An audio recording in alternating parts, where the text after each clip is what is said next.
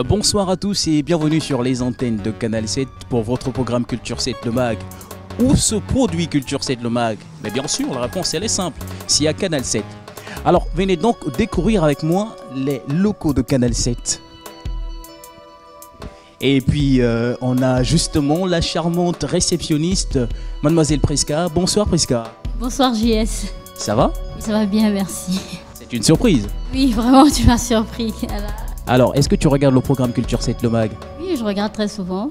Voilà, je suis passionnée de l'art, donc vraiment, c'est un programme très intéressant. Programme très intéressant.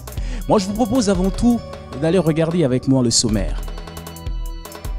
Le hip-hop à l'Institut du monde arabe est à l'honneur sur l'exposition du Bronx aux rues arabes sous la direction artistique du rappeur Akhenaton.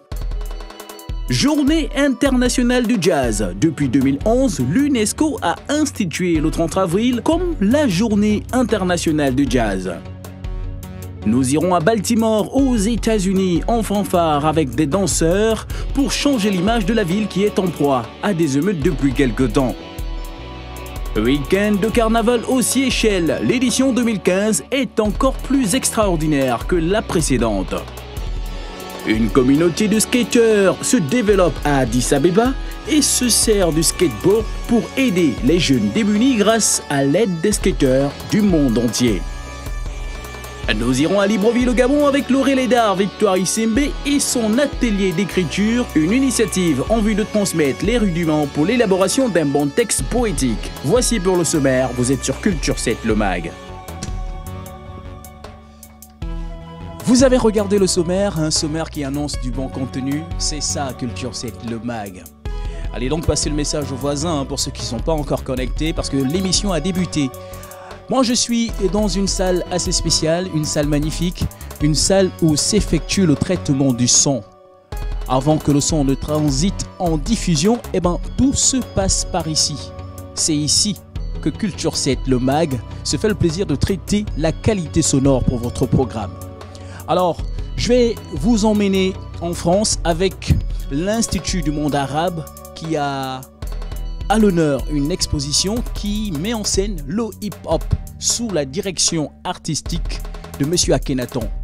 Et si vous ne le saviez pas, l'UNESCO a institué désormais la journée du 30 avril comme journée dédiée au jazz. Regardez ces éléments et moi derrière, je vous attends.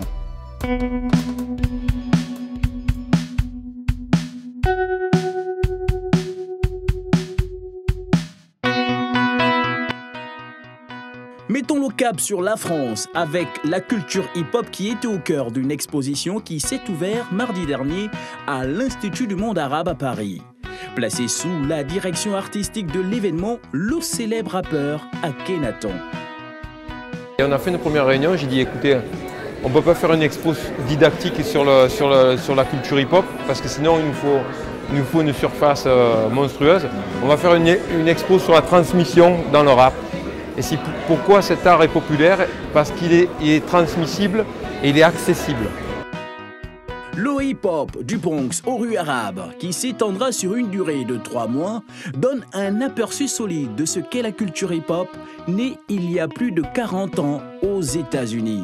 Grâce aux photos d'époque, de flyers et d'extraits audiovisuels, un ensemble qui illustre ce phénomène culturel sous toutes ses formes. Moi, ce que j'aimerais, c'est que les gens qui ne connaissent pas forcément le hip-hop, qui viennent voir cette exposition, s'aperçoivent que ce n'est pas une culture d'animateurs sociaux qui ont eu de la chance ou de délinquants qui sont des caïds milliardaires.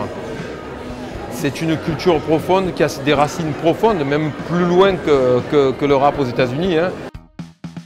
Une exposition qui a reçu du monde. Un monde qui s'est plongé dans l'univers du hip-hop pour découvrir et apprendre de son évolution, qui aura des années durant contribué au divertissement mais aussi à une certaine prise de conscience dans le monde entier. Le rap, et c'est très bien expliqué, et la culture hip-hop sont une culture et une musique de divertissement de 1972 à 1982. Le rap engagé aux États-Unis, commercialement parlant, a tenu le haut de la fiche de 86 à 91. 5 ans sur 40. Les acteurs du hip-hop dans les pays arabes sont soumis à des distorsions auxquelles nous ne sommes pas soumis, parce que depuis la chute du califat en 1914, ils ont connu colonisation, décolonisation, dictature et guerre. Le rap est le reflet de 100 ans de période mouvementée.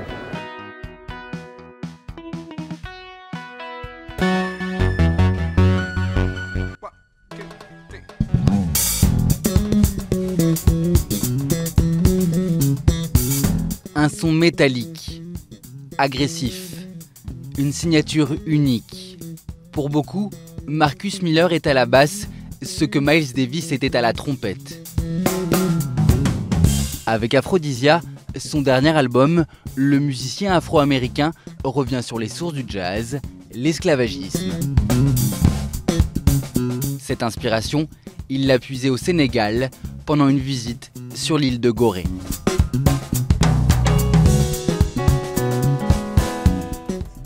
Tout est différent quand vous êtes sur cette île et que l'on vous explique que dans cette pièce on empilait les uns sur les autres des Africains, des hommes, des femmes, voire des enfants. Tout est différent quand vous voyez cette porte donnant sur la mer, car au bout d'un certain temps, après avoir compté les prisonniers, ils les faisaient passer par cette porte pour les envoyer sur des navires vers l'Amérique. Ils l'ont donc surnommée la porte du voyage sans retour. L'Afrique et le jazz trouvent aussi un écho dans l'actualité. Son conteur, c'est Tony Allen, l'un des créateurs de l'afrobeat.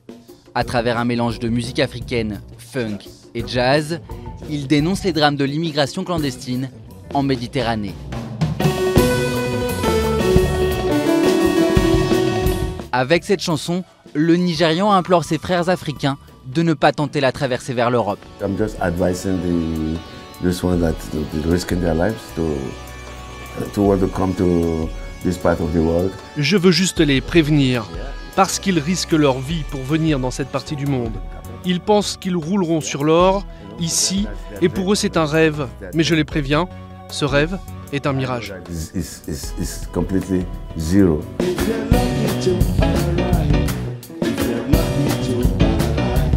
Depuis ses origines, le jazz est considéré comme un instrument d'émancipation. Aujourd'hui, le combat reste le même et le refrain est toujours aussi amer.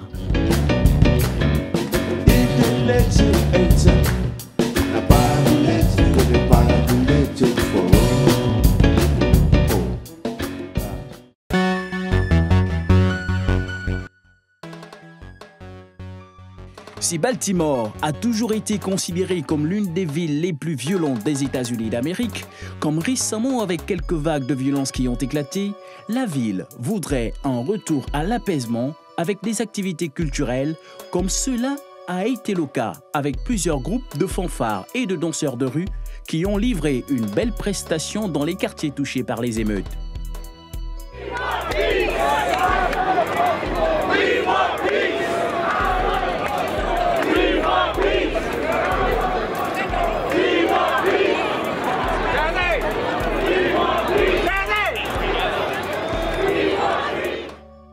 Venus en grand nombre, rassemblés et unis comme un seul homme, jeunes comme adultes ont déferlé sur les artères des rues des différents quartiers afin de participer chacun à sa manière. J'aime ma ville. Baltimore est un endroit positif, peu importe ce que les informations en disent.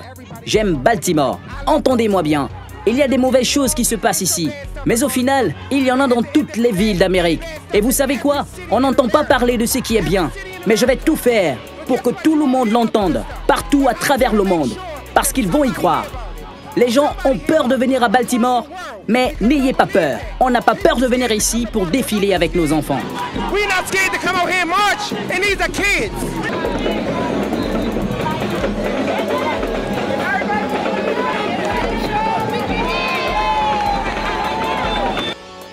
Baltimore voudrait et souhaite un retour au calme. Espérons tout de même que cette parade artistique soit un début pour des lendemains meilleurs.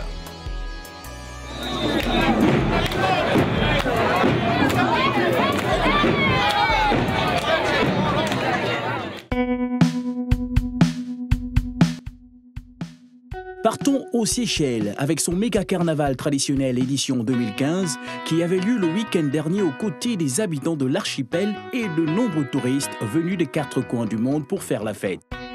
Creuset de diverses cultures et ethnies, ce festival met en scène un cortège de chars multicolores à l'image d'une société pluriethnique suivie d'une très longue parade. C'est ma 2e fois d'être ici aux Seychelles. Le carnaval est toujours une super époque pour être ici. J'étais ici la même période l'année dernière. J'adore l'atmosphère. Et là, j'attends la parade brésilienne. Un divertissement qui réunit plusieurs délégations étrangères sous une ambiance de carnaval, l'événement est également l'opportunité pour l'archipel de revisiter ses origines avec un défilé costumé, des musiques et des danses. C'est vraiment un événement phénoménal. On fait l'expérience de plein de cultures ici dans les rues. C'est incroyable.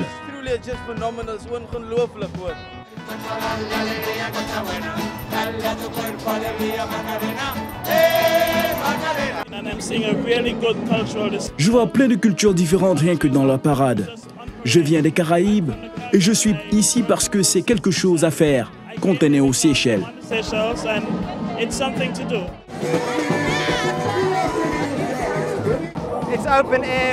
C'est en plein air, il fait beau. On est en sécurité. C'est très sympa, il y a des enfants, des adultes, tout le monde est sympa. Le carnaval, lieu de rendez-vous, d'échange et de fête. L'événement aura permis, comme toutes les années, de se réjouir.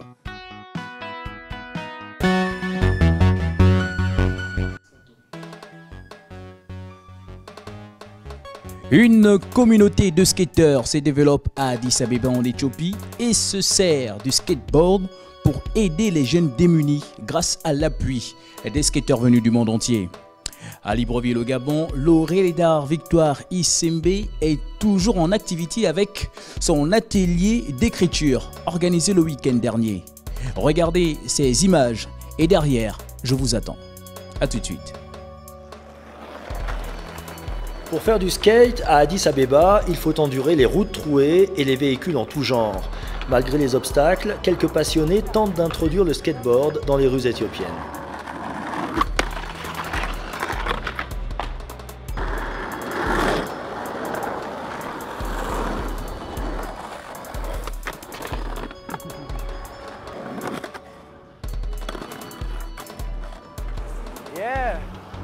On se sert de tout ce qu'on trouve dans les rues d'Addis. Même si les lieux sont difficiles, on essaye d'en tirer le meilleur. Les planches de skate sont introuvables en Éthiopie. Grâce aux dons venus du monde entier, de l'Autriche aux États-Unis, les skateurs d'Addis ont déjà reçu plus d'une centaine de planches distribuées gratuitement aux enfants de la ville pour développer ce sport.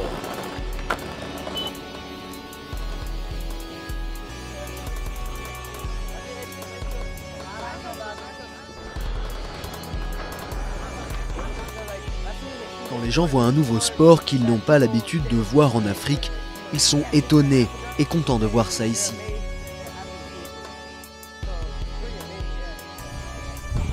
À Chiromeda, un quartier démuni sur les hauteurs de la ville, le skate offre quelques moments d'évasion. Israël Dégéné a construit cette rampe pour occuper les jeunes, garçons et filles, et lutter contre la délinquance. Dans ce quartier, il n'y a rien pour les jeunes. C'est le seul endroit où ils peuvent venir, passer du temps et faire quelque chose de positif.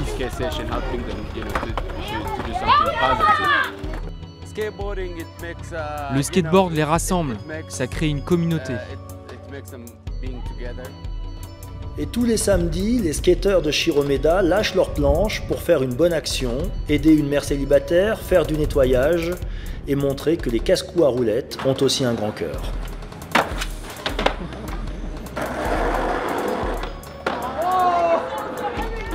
Kickflip! Kickflip!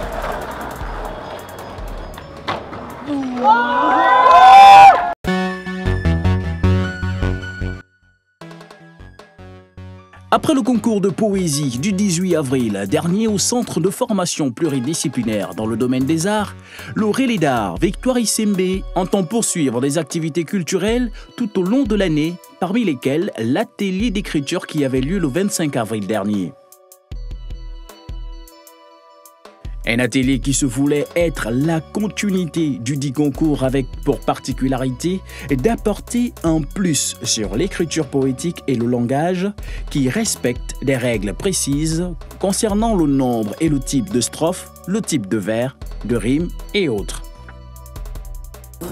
Nous avons la structure ABAB. Chaque fois, la terminaison du verbe 1, c'est la même terminaison du verbe choix. Et la terminaison du verbe 2, c'est la même terminaison du verbe 4. Ça fait la structure ABAB. Et dans le cadre de la balade, le deuxième quatrain démarre par la terminaison donc, du dernier verbe du premier quatrain. Bref, ce sont des calculs, mais on ne va pas s'embrouiller avec ça. Ce qui compte, c'est qu'à la fin de l'atelier, il faut que vous soyez capable de produire du texte. Et en général, aujourd'hui, les jeunes préfèrent le vers libre, parce que le vers libre vous donne la liberté, mais on ne peut pas faire de beaux vers libres si on ne sait pas faire le vers classique, le vers avec la rime. Sous la conduite de Madame Yvette Gracia Isongue, professeure de français et critique littéraire, les jeunes participants ont compris que le poète est un artiste qui travaille d'abord avec les mots, mais aussi avec sa sensibilité, sa perception du monde et la connaissance qu'il en a. C'est sous le thème « Femme et mère patrie » que le travail d'écriture s'est axé. Donc nous avons voulu, avec les participants, produire du texte autour de ce thème général femme et mère patrie.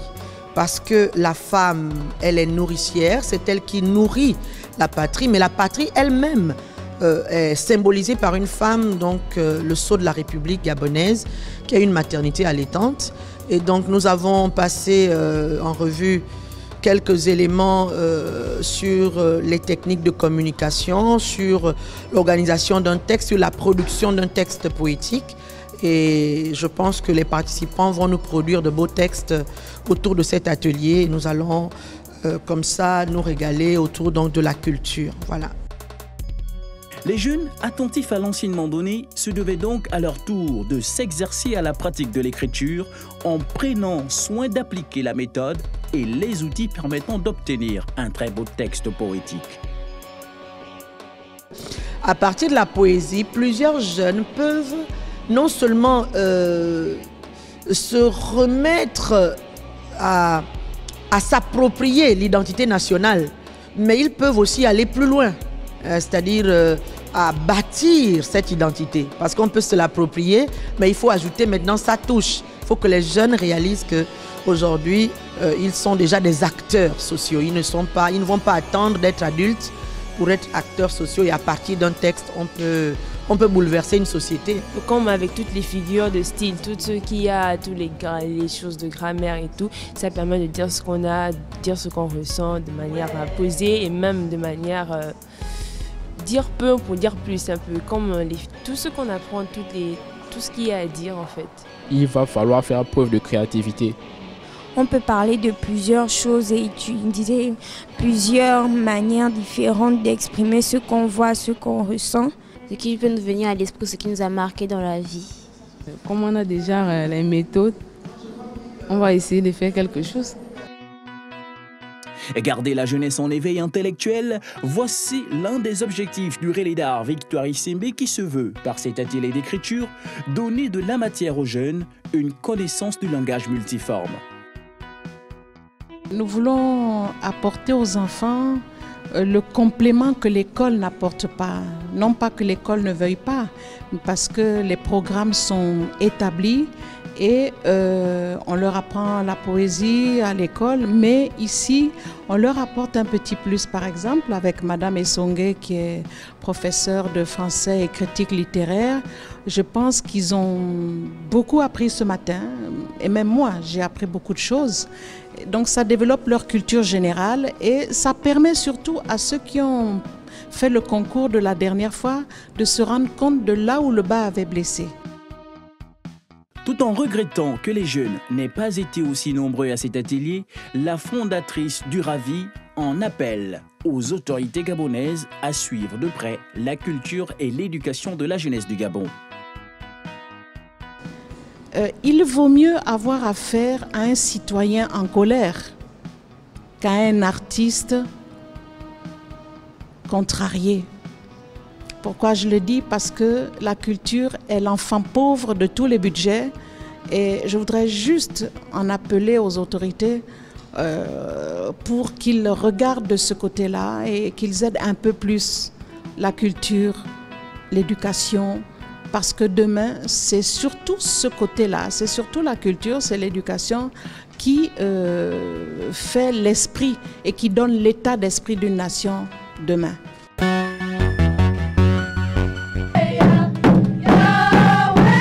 C'est jour de fête dans cette petite réserve amérindienne. La tribu des Kouya ouvre ses portes. Les Kouya ont été, comme beaucoup de tribus, happés par la société moderne américaine. Alors les traditions perdues renaissent le temps d'une journée où les touristes sont conviés. Ce jour-là, c'est la fête de l'agave. La texture ressemble à celle de l'artichaut, mais c'est plus sucré. 1 millier de descendants Kouya vivent dans cette réserve, mais 10 personnes à peine parlent encore la langue et la chantent pour appeler la pluie. Cela dit que l'eau pénètre dans le sol et rend la terre plus belle. C'est ça les paroles. Séduire les touristes et surtout éduquer les familles américaines, le défi est de taille pour les petites tribus amérindiennes. Les gens pensent qu'il n'y avait pas d'Indiens dans cette région. C'est notre manière de dire que si, nous sommes toujours ici et nous faisons vivre nos traditions.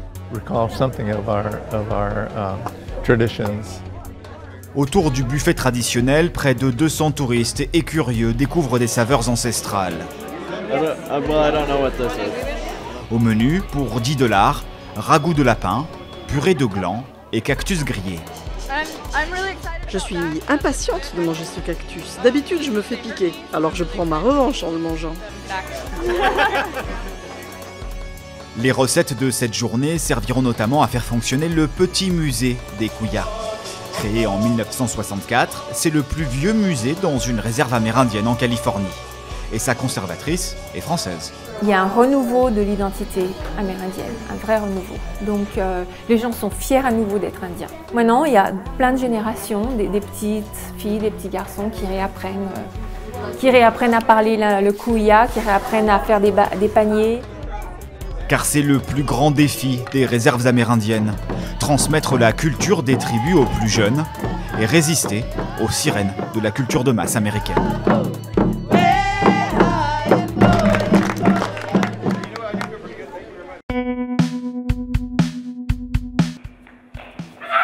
Une silhouette familière dans un lieu bien moins familier.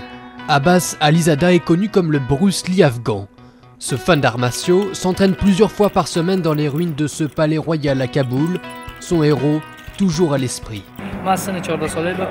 Quand j'avais 8 ans, j'ai vu des films de Bruce Lee et j'ai été captivé. À 14 ans, j'ai commencé à m'intéresser au kung-fu.